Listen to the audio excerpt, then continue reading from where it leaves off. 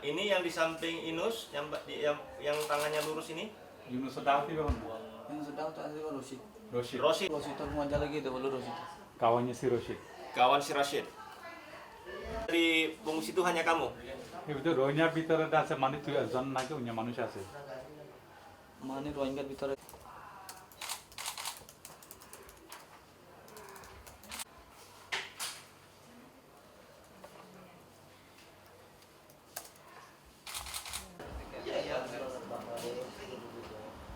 You never travel before like this travel? First time you go with the boat. Oke.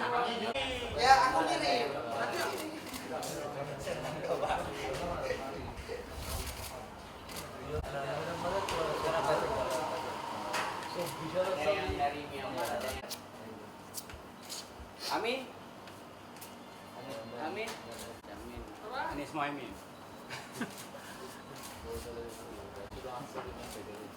Dia. Itu bilang yang singgah. Apa beda sama Marzuki tadi coba? Tahu kita. Oke.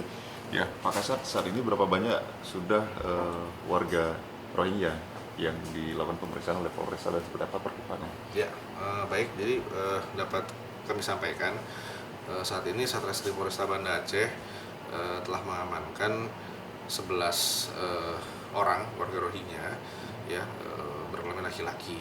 Ini diawali dari kejadian pertama yang hari Minggu lalu adanya tiba sekelompok pengungsi dari etnis Rohingya berjumlah 137, nah di mana terdapat ada 2 orang yang memisahkan diri pada saat tiba di Kerum Raya pada saat berlabuh.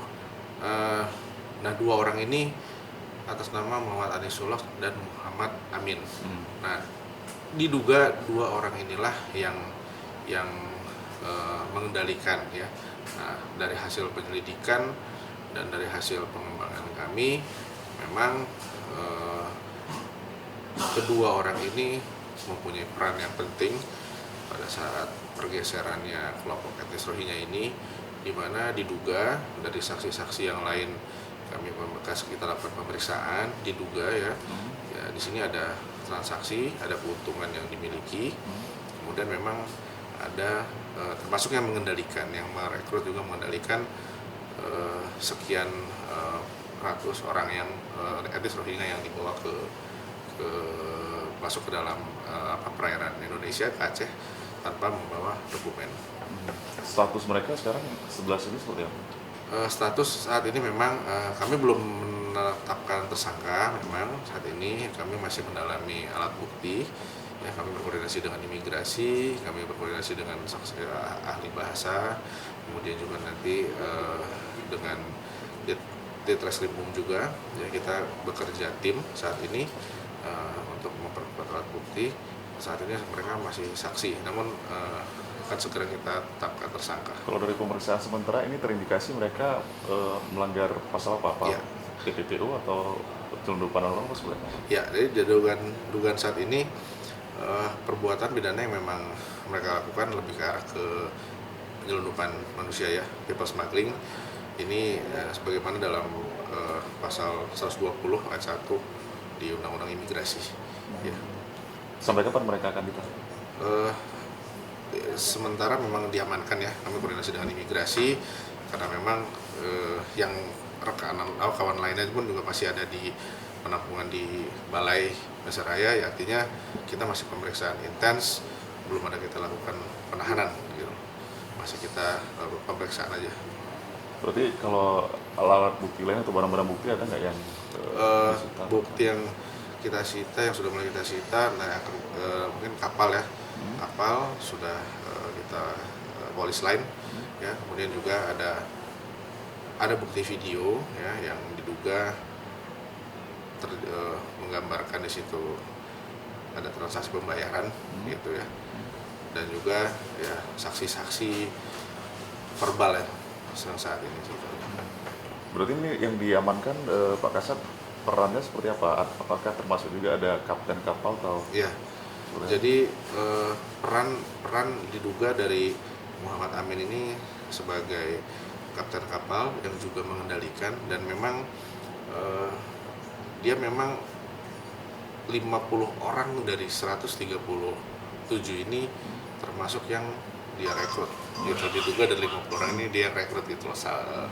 Nah, yang Muhammad Anisullah ini pun juga sebagai nahkoda juga yang mengarahkan pada saat di kapal berjalan gitu.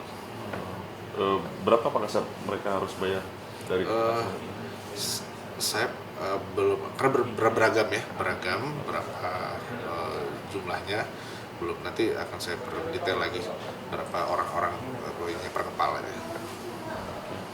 Kalau terduga tersangka ini Pak Kasat, ada dugaan nggak dia sudah sering pulang pergi? Kalau sampai ke situ ada nggak? Atau memang Saya belum dapat informasi lebih jelas, masih kami perdalam. Namun ada saksi juga yang menyampaikan untuk yang Muhammad Amin ini pernah di Malaysia, tapi pernah juga di Indonesia, pernah di Lok Sumawe gitu. Jadi tapi ini belum akurat ya itu, tapi memang perlu pendalaman lah itu untuk lebih menguatkan. Kalau untuk keterlibatan warga lokal Pak Kasat apakah juga terlibat, karena kan mengingat sebelumnya beberapa kasus ini juga ada warga lokal yang ikut membantu. Ya baik.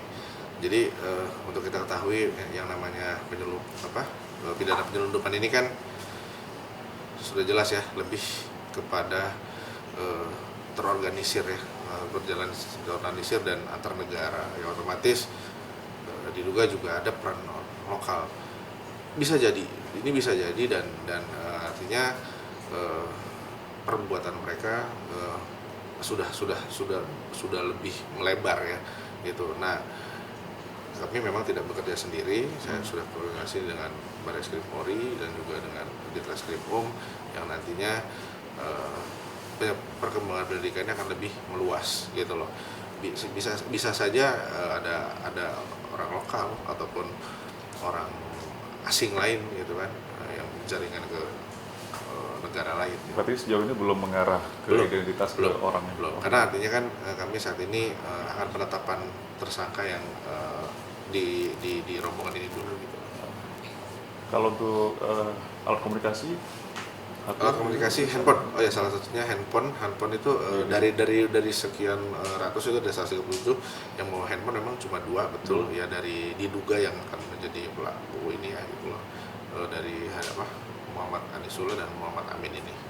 Kalau dari hasil pemeriksaan Pak Kasat, apakah memang mereka tujuannya diselundupkan kembali, memang tujuannya kembali, atau selanjutnya mau ke negara tujuan Malaysia? Belum sampai ke sana. Kami belum sampai ke sana ya. Jelajahi cara baru mendapatkan informasi. Download Metro TV Extend sekarang.